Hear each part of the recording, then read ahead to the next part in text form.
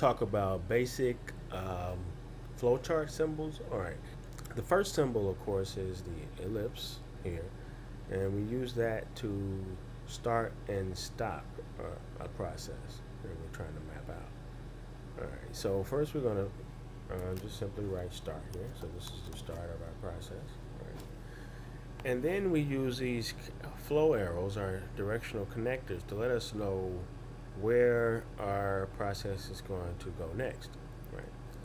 And so I'm just going to grab one end and it should highlight here. And I'm using draw.io. It's a free tool. You can just type in draw.io in your browser and it will bring up this website. All right. And for you to build flowcharts. So I'm going to start. And so we're going to build a flowchart for walking, right? So how do you walk, right? And so next symbol is a rectangle. We use this to define a process, right? Or something, action that we're doing, right? All right, so we're gonna move 1 foot forward, right? To start our walking process, first we gotta move 1 foot. All right, and what do we do next, right? What do we do next? Next, we have to bring the other foot forward as well, right? So bring the other foot forward.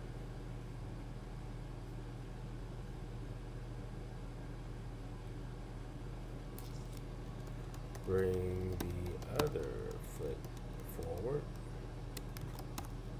Okay. All right. And then I guess we have to decide if we're going to keep walking or not. We made one step, and if we're going to keep walking, so we can decide then if we're done walking or not, right? So we're going to say, are we done walking? Question mark. Right. I'm gonna make this a little bigger so it can all fit on one line. All right. And I can draw a connector here, like that. All right.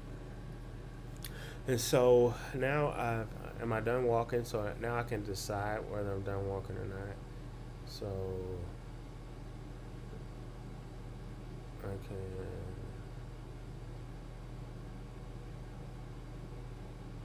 decide if I'm done walking. And if the answer is no, then I'll move another foot forward. So I can double click and put no right there if the answer is no. And move this out. So I can answer no. And then if I am done walking, I can just stop, right? Stop my process of walking. So that, I'll make it a little more oval-like, and then I'm going to say stop. All right. And I can draw an arrow from here to here. Okay. Now, how do I know if I'm done walking, right? So I'm going to say, let's just say they're going to walk a certain distance, right? And if they walk that distance, then they're done walking. And if they haven't walked that distance, then they're not done walking, all right? So let's modify this. Let's move everything down a little bit. And so now I'm going to take some input. All right. Take some input. And I'm going to say, how long should I walk? Ask, how long should I walk? Okay. I'm going to make this bigger so it'll all fit in here.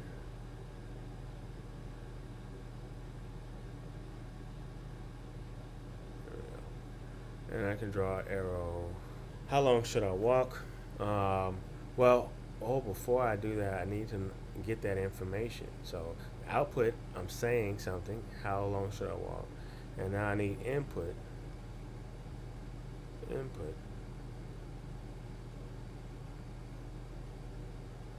First before I start moving, right? So here I'm just going to get distance to walk. get the distance. So that's an action I'm going to perform right there.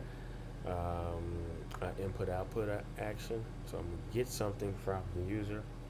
I'm going to say something to him, then I'm going to get something from him. All right, and then I'm going to start moving. So next question: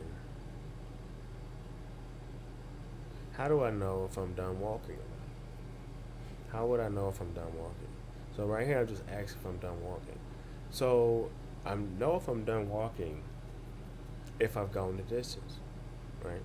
So I'm going to change this to say, have I gone the distance, right? To be more specific. And now we know what it means to be done walking, all right? Have I gone the distance? Well, how would they know if they've gone the distance? Well, if the distance that they've walked is greater than or equal to what? The distance that we told them to walk, right? So I need to create a variable that keeps track of my distance walked, right? And I need a variable that keeps track of, holds my distance I need to walk. And I need a way of testing if those two things are equal, or if the distance I walk is greater. So if it's greater, then I can stop, and if it's equal, I can stop, right? So have I gone the distance? So in essence, I'm basically asking the question, is distance walked greater than or equal to distance? All right. So is distance walked greater than distance? So let's create a variable right here. Let's create a variable. Let's add another variable step here to create a variable to keep our distance walked. So I want to ask is, let me delete that. There we go. All right. I want to set distance walk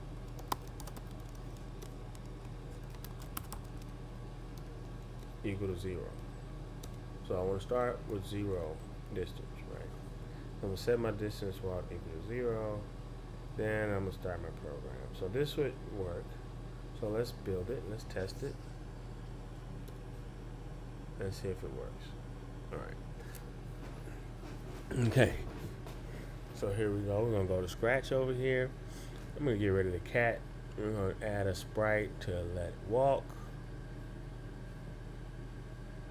Walking. All right. Here we go. So I'm going to start her over here. All right. And I'm going to add the backdrop so we can see the distance that she walked. All right. I think there's a grid. Yeah. So I'm going to use this grid here. Oh, wow. Look at that. Okay. I don't know what happened there.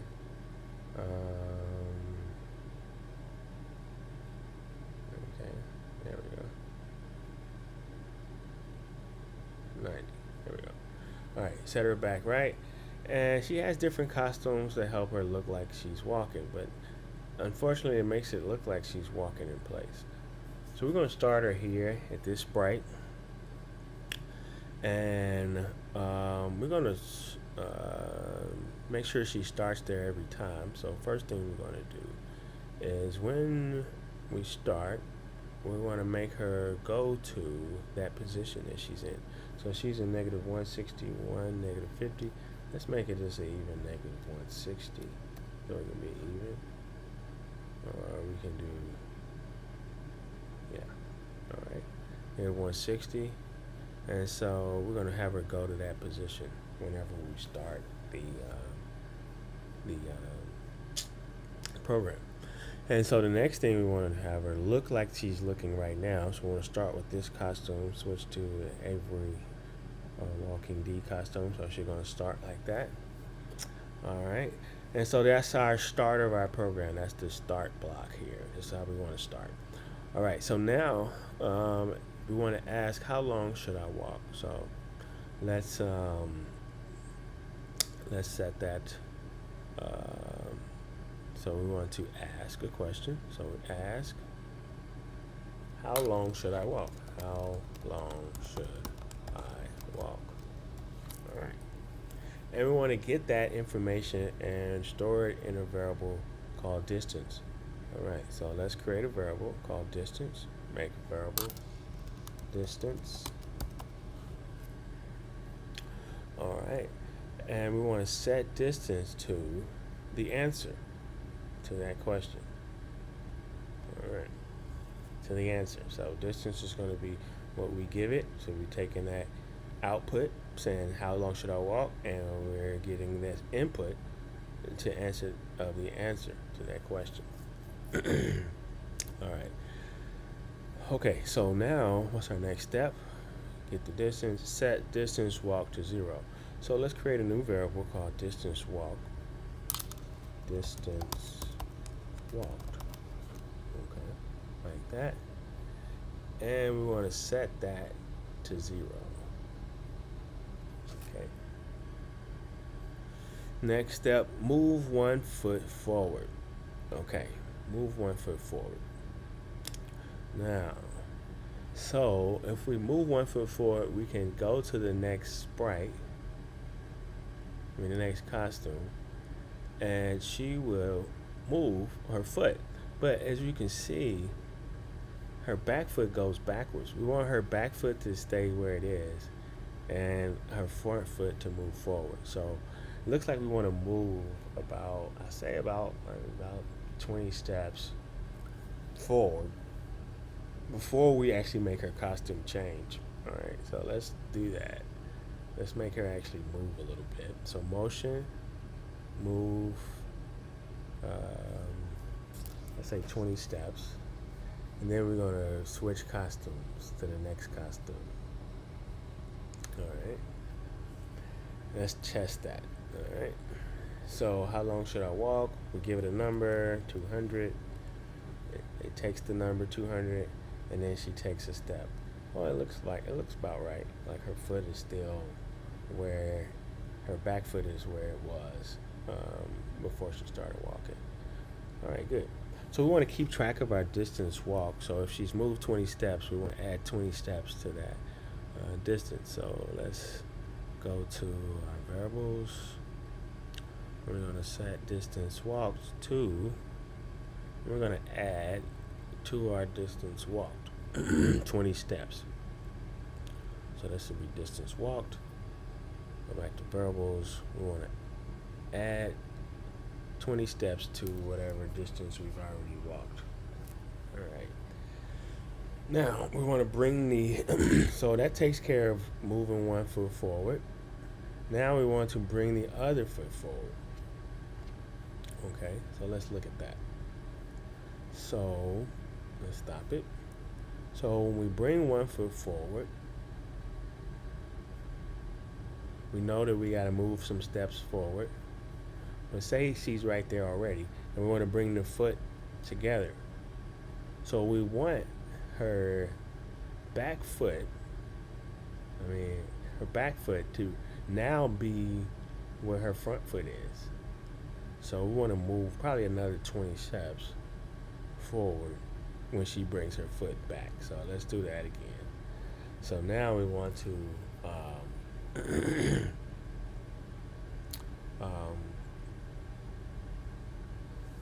now the computer runs really fast, so we want to make sure we have a little pause in between so we can see it happening. So let's say a half a second. All right, half a second. And then we want to move the other foot forward. So customs, we're starting here. All right, and now we're going to move 20 steps.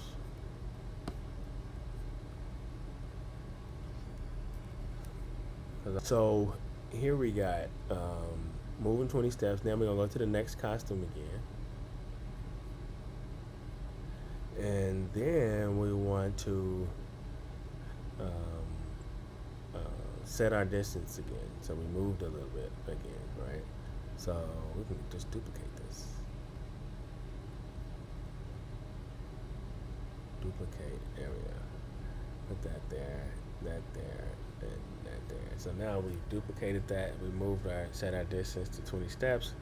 So move 20 steps. Next costume, set a distance to 20. Wait 0.5 seconds. Move 20 steps. Next costume, set this. All right. So we did these 2 steps. Now move 1 foot forward, bring other foot back. Now we have to ask, have we gone the distance? So have we gone the distance? So we need a control. So we need to, this is going to create, as we can see, it's going to create kind of a loop structure here because there's a loop going on. So instead of just using a simple if statement, we're going to use our repeat until, because we're going to keep doing it until some something happens, right? So we're going to wrap all of that code. There we go. Those 2 steps, bringing 1 foot forward and bringing the other foot forward. As 1 stop. Now we said how we want to test it. If the distance is greater than or equal to distance. So, all right. So if the distance is greater than, so what are operators? So greater than.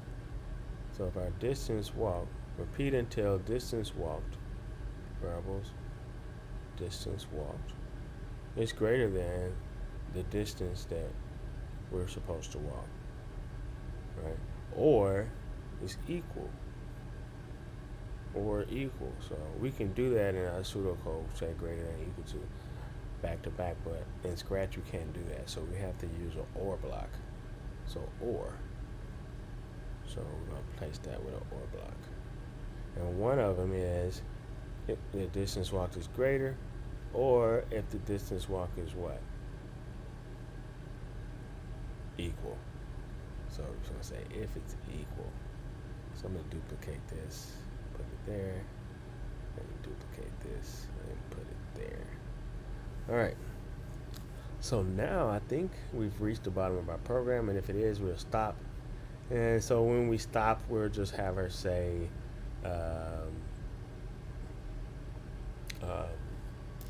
yeah, I don't know. We'll have her say, I'm done walking. How about that? So we'll have her say, well, looks, say, okay, I'm done walking. All right. So let's test it. Let's stop everything, and this keeps track of our distance and our distance walk, right? And so let's try it. How long should I walk? She said, I'm gonna say 200. Oh wow. Okay, she walked 200. She did it. It worked. Now her walk seemed a little funny to me. Oh, maybe because we didn't wait after. I don't need all of this. I didn't wait after she brought the foot forward. So now let's see how that looks. 200. Yeah, looks better. All right. So she walked 200. Now let's try 300. Let's see, 300.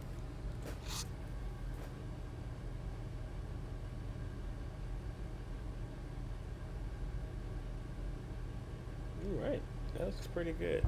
I can even change the seconds, the time between steps here. Let's make it 0.3. Let's see how that looks. Make her walk a little faster. All right, 300. Yeah, all right. So we wrote our code. We looked at how to write a flowchart to map out our process and what we're going to do. And sometimes that's helpful to do before you start coding, because that gives you an anchor on which to, to rely on if you get lost on what to do next. Just follow your roadmap, and happy coding. Thanks a lot.